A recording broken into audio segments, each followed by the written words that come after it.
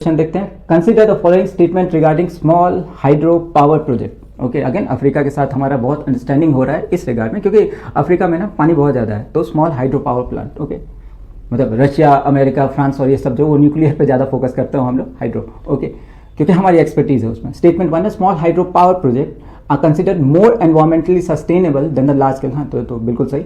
Small hydro power project typically avoid large scale land acquisition, massive deforestation and the displacement of local communities। ये भी सही है। Okay, तो which of the following is correct in respect to above statement। तो इसमें आंख बंद करके पहला, both statement 1 and 2 are correct, statement 2 is correct explanation for statement 1। Okay, the distinction between small hydro power 1 से 25 मेगावाट की होती है and large hydro is central to India's renewable energy strategy।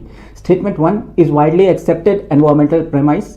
Small hydropower plant is run of a river or small head projects that have much smaller ecological footprint, है ना। तो वहाँ पे ऐसा नहीं कि कोई जैसे कोयले वोयले वाली जो होती है थर्मल पावर प्लांट या न्यूक्लियर, ओके, उनसे लाग होना चाहिए। वो अलग है कि या कांस्टेंट फ्लो इज रिक्वायर्ड, है ना। चाहे अच्छा फोटो वोल्टाइक सेल जो बोलते हैं, सोलर एनर्जी, उसमें क्या होता है बार बार उसको साफ करना, क्योंकि उसके बाद उसकी एफिशिएंसी खत्म हो जाएगी।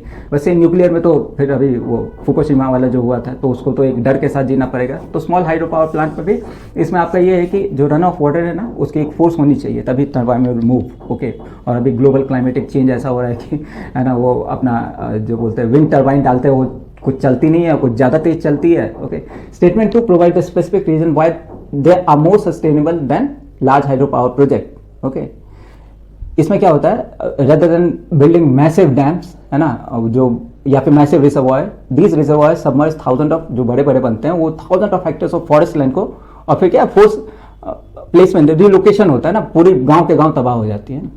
ओके, तो इस कारण से इसका स्मॉल हाइड्रो पावर प्रोजेक्ट का बहुत फायदा है। ठीक है।